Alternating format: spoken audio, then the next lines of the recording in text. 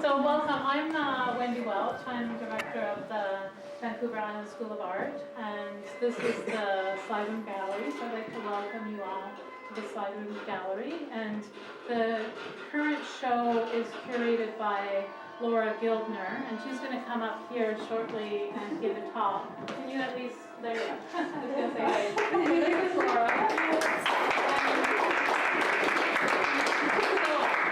The Slide Room Gallery is operated as a separate society from the art school, and one of the reasons we have the gallery is I think it's really important to have a place where you can see professional artists work, and also for the students to see what you can do with your art. So not only show students about how to make art, but also to see where art can go, what you can do with art. So as I said, the Slide Room Gallery has a separate board, and Laura's on our board. And one of the things we really encourage board members to do is to curate exhibitions.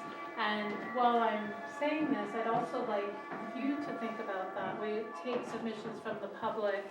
We like to have shows that have 3 or more people. So if you have an idea that you like to curate a show with a group of people, it's a really exciting experience. It's a lot of hard work, I know, but it's exciting to work with other people's work and to think about art as a conversation. So when you have a show with just one person, it's one kind of conversation. But here you have the work of, is it 5?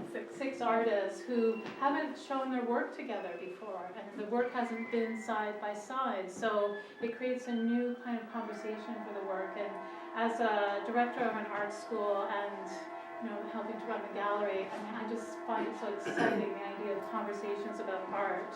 So I really hope you enjoy the show, and Laura's gonna speak a little bit about the process of putting together the show and a little bit about each artist. So I'd like to welcome you,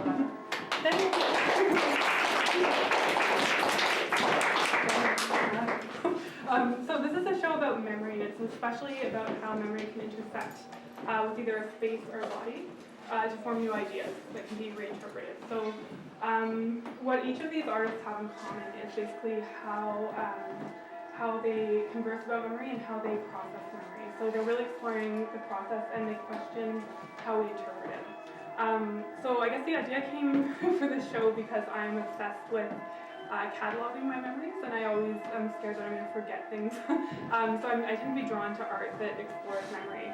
And I was talking with Sarah, and Sarah's actually the artist right here, Sarah J. So she's actually from Toronto, so she's not here tonight. But she uses identity as a platform to explore memory. So what she does is she actually dresses up as people from her past. And when you look at the art, you can't really see the humor at first glance, but it's actually quite humorous. What she does is she will contact the people from her past, somehow convince them to loan her their clothing, and she dresses up as them. And so she actually goes all the way for makeup, like she does theatrical makeup. In this particular series, she shaved her head to look like the person from her memory, but she's done other people. She's done her mother, a grade 3 teacher. She did herself when she was 10 years old.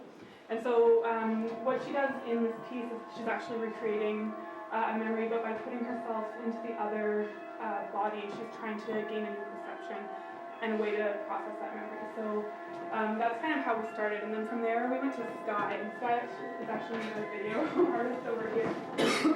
So Sky's a performance artist, and he's also a video artist and a dancer. He also lives in Toronto, and he works with identity like Sarah, but in a different way. So what Sky does is he actually performs his memories as though the cultural scripts that inform them didn't exist. So what he's doing is he's actually imagining how he would remember things if he had the power to to create social norms. So it's quite, you have to kind of watch it for a while to kind of get how the feeling from each piece, but they do work together in a way I think that is really indicative of his personality. So unfortunately he's not here tonight, but if you watch this, you'll kind of get an idea of what he's like. The other piece he did was Caveat, which is over there on the back wall.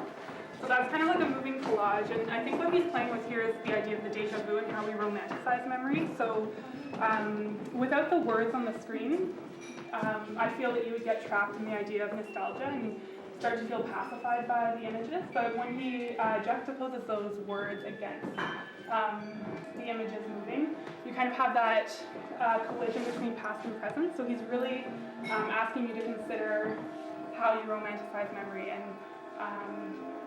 how memory informs your decisions today. So I'd recommend try to watch it through a whole loop. It's really interesting. It's almost over right now.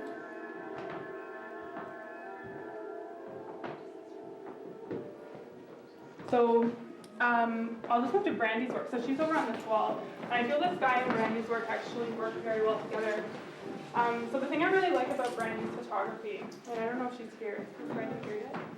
She's not. Okay. What I really love about Brandy's work is that she, the way that she photographs things makes them seem that they were taken in, 30 years before. So you can't necessarily tell when these photos were taken, but they actually were not taken long ago. They were taken recently. And what she does is she'll insert herself in this series, it's called Lobby. So she goes into different lobbies of apartment buildings around Victoria, and she tries to kind of form a nostalgic vision of what it is to live in Victoria. So a lot of her work is kind of drenched in the idea of nostalgia, and she really plays with that. The one thing that is common in all her work is she puts reflection in her work, and so you're kind of asked to reflect on your own ideas of nostalgia, which is why I think that her and Skye's work kind of complement each other quite a bit. And then I guess I'll just take you over to Leslie. Sorry, she's over on this wall. So Leslie is also not here. She lives up in Falstown. But Leslie is our sole painter, and the reason I love her work is because she exposes the surface and exposes kind of a liminality between kind of the present and the past. So the thing that's interesting about Leslie's work is she actually only paints her family, and all of these paintings, to me, they kind of have a strong emotional attachment. Like I can feel that she's quite attached to these people. But what's interesting about the paintings or the images that she's working from is that they were all taken before she was born. So in some cases she doesn't even know the people in the paintings, but they were family members of people from her past. So I think the quality of actually come back here, you can see, sorry, moving around. She really lets the surface become a part of her painting, and yeah, so these are two friends of hers, so she's never even met them, but to me this has a strong emotional connotation, and I find them quite strong. So last but not least, we have two more, so sorry, over to Brad. So he's the photographer, and Brad here? Okay. So Brad's not here yet. But okay. But he also works with the idea of surface and liminality. So for him, surface is actually the water, so he's taking it quite literally. But what I love about these photographs is that he's using the water as kind of an in-between place between present and past. So the idea of liminality is something that is both in the present and the past, but at the same time is neither the present or the past. And so when he's getting these swimmers to kind of pose, you have a feeling that you're kind of going between those two worlds. And I find that they really speak to me. He's trying to capture them just at that moment. Yeah. Yeah, so that moment in between. Yeah. And then I'll just move over here to Blair's work. So Blair, yeah. So Blair's here. So Blair is a, yeah. Blair, you want to come over and? Oh no, okay. So Blair is an archivist as well as an artist, and he categorizes his memories, and he tries to kind of reduce them to their most simple forms by kind of, if you could actually come on over, come closer, I just want you guys to see. I don't know if you can see this, but you can actually look through the plinth and see what he's drawing from. So you can see images that he is drawing his memories from. The thing I find very interesting about his work is they are, like, every sculpture is quite emotionally evocative, even though you can't tell who these figures are or who they're meant to represent. I feel you can insert yourself into the sculpture, and in that way they're incredibly strong.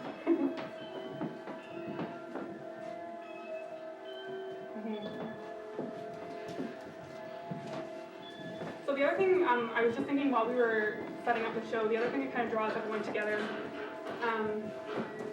is that the idea of kind of the artist as an alchemist, and so they're taking these ideas of memory or these memories from their past, and they're translating them into tangible things. And I think the fact that they can do this and share these memories with everyone kind of speaks to their credibility as artists and their value. So I'm really happy to show everyone stuff. So thank you.